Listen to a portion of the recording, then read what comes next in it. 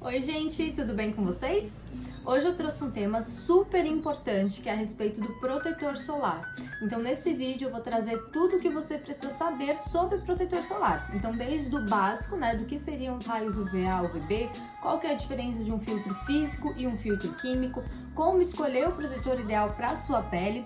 Então é um vídeo bem importante tanto para os profissionais da saúde que precisam saber aconselhar o seu paciente, como também para o próprio paciente na hora de escolher o protetor solar na farmácia.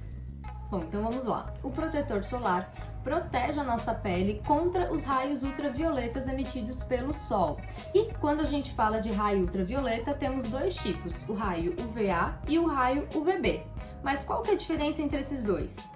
Bom, o raio UVA ele penetra mais profundamente nas nossas células. Ele representa cerca de 95% da radiação solar emitida e está presente mesmo em dias frios, nublados, com chuva no inverno. Está sempre presente, está sempre aí agredindo a nossa pele.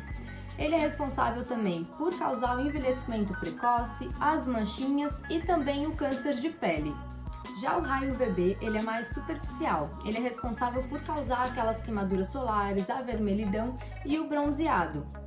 Ele representa somente 5% da radiação solar emitida e ele se intensifica em horários de pico. Então ali entre as 10 da manhã às 4 horas da tarde, também é mais forte no verão. E assim como o raio UVA, ele também causa manchas e sardas. O segundo tópico é a respeito da diferença entre o filtro químico e o filtro físico. Então, o filtro químico, ele absorve os raios ultravioleta, transformando-os em um tipo de baixa energia que não penetra na pele.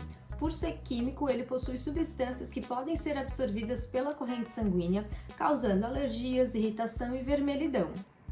Os filtros químicos costumam associar ativos antioxidantes na fórmula e costumam ser também melhores opções para quem tem a pele oleosa. Já o filtro físico forma uma barreira protetora que reflete os raios ultravioleta, evitando que eles penetrem na pele. Então, enquanto um absorve os raios, o outro reflete os raios. O filtro físico é feito com compostos minerais, como o dióxido de titânio e o óxido de zinco, e antigamente ele tinha uma textura mais grossa, esbranquiçada, que era mais difícil de espalhar, então as pessoas deixavam de usar o filtro físico por conta dessa falta de praticidade. Hoje em dia a gente já tem uma variedade de produtos no mercado, inclusive filtro físico em pó, o que torna ele muito mais fácil, muito mais prático de ser aplicado. O filtro físico costuma ser uma ótima opção para quem tem melasma e para ser utilizado pós-procedimentos estéticos. Então, um procedimento como o peeling químico ou um microagulhamento que deixa a pele muito sensível, muito permeável a qualquer tipo de ativo, é preferível usar um filtro físico do que um químico, já que o químico pode cair na corrente sanguínea, vai ser absorvido com mais facilidade e pode causar alergias e irritações. Além disso, uma outra característica do filtro físico é que ele costuma ser mais caro. Por isso, alguns profissionais indicam que o paciente utilize o filtro físico no rosto e o filtro químico no corpo para economizar um pouquinho, E uma boa notícia é que hoje em dia a maioria dos produtos contém os dois tipos de filtro, então a gente tem um melhor custo-benefício. Bom, agora um outro ponto bem importante em relação ao protetor solar é quanto à diferença entre FPS e o PPD. Então muita gente nem sabe o que é o PPD, só se preocupa com o FPS, sendo que o FPS protege a pele contra os raios UVB. Então lá no início eu comentei que o raio UVB é mais superficial, ele é responsável por causar aquelas queimaduras e a vermelhidão, enquanto que o raio UVA é o mais prejudicial que tem, Ele pode causar câncer de pele, causa envelhecimento precoce. Então é importante que a gente escolha um protetor solar com um PPD bem alto para proteger a pele contra esses raios UVA, que são mais prejudiciais. Uma outra característica do FPS é que ele representa o tempo a mais que a sua pele vai ficar protegida. Então, por exemplo, se a sua pele leva 5 minutos para sofrer com os efeitos do sol, usando um FPS 30, ela vai ficar 30 vezes mais protegida, ou seja, ela vai ficar 150 minutos protegida contra o sol. Passado esse tempo de 150 minutos, a gente tem que reaplicar o protetor solar. Existe também uma tabelinha que relaciona o FPS à porcentagem de absorção dos raios solares. Então, um FPS 2, por exemplo, vai absorver 50% dos raios solares. Um FPS 15 vai absorver 93%, um FPS 30 vai absorver 97% e um FPS 60 vai absorver 99%. Então perceba aqui que o FPS 60 ele não protege tão a mais a pele do que o 30, né? A diferença é de apenas 2 pontos percentuais. Mas uma característica bem importante que a gente precisa se atentar é ao fato de que a eficácia do protetor solar está diretamente relacionada com a quantidade de produto que a gente aplica.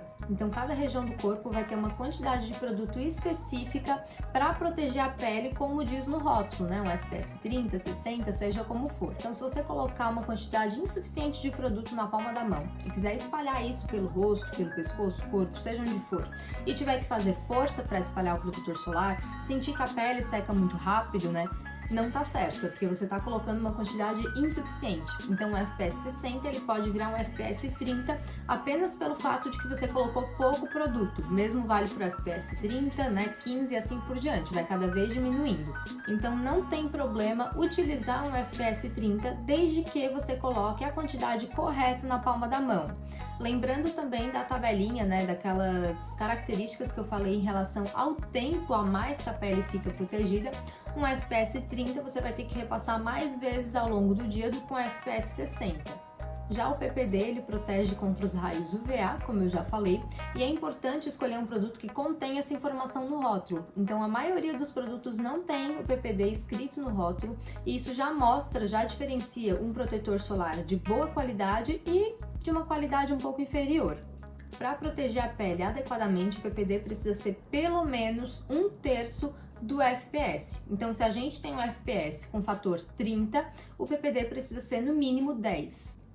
Eu trouxe para mostrar para vocês o protetor solar que eu uso, que é esse da Adicus. Ele tem um FPS 30, ele é fluido, já vou chegar nessa parte também, é sem cor. Só que o PPD dele é bem alto, ele tem um PPD 16. Então essa relação aqui tá excelente, porque é um PPD acima do necessário, acima do mínimo.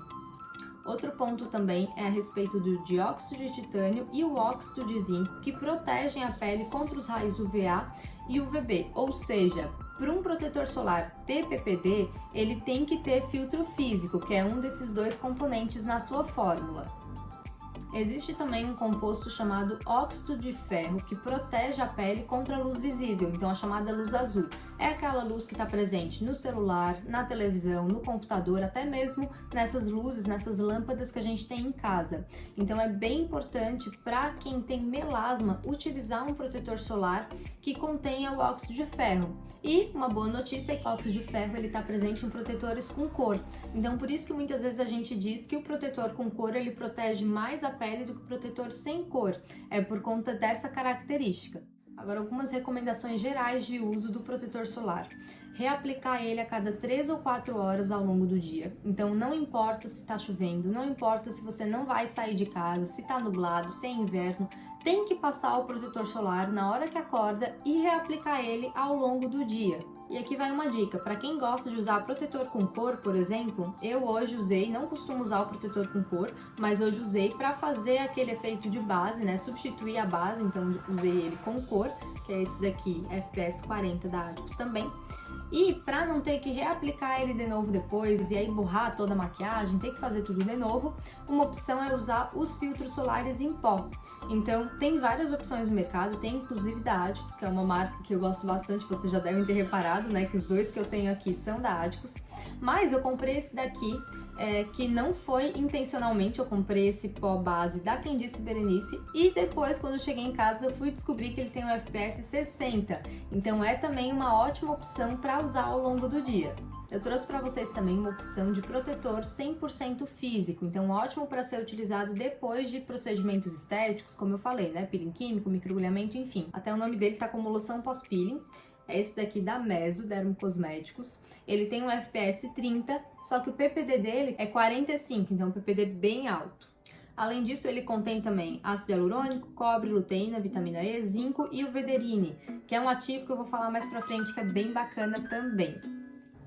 Uma outra recomendação também é na hora de escolher o seu filtro. Claro que quem vai saber aconselhar melhor vai ser o profissional que cuida da sua pele, mas se você for na farmácia, tá sozinha, não tem nenhuma recomendação, tem que se atentar ao seguinte: se a sua pele for seca, tenta escolher um protetor que seja em gel creme ou em creme e que não tenha o toque seco, porque o toque seco costuma esfarelar nas peles secas. Já se a sua pele for mista oleosa, uma opção bem legal é o filtro fluido, que eu gosto bastante, como esse da Aticus. Até vou mostrar aqui pra vocês a textura dele.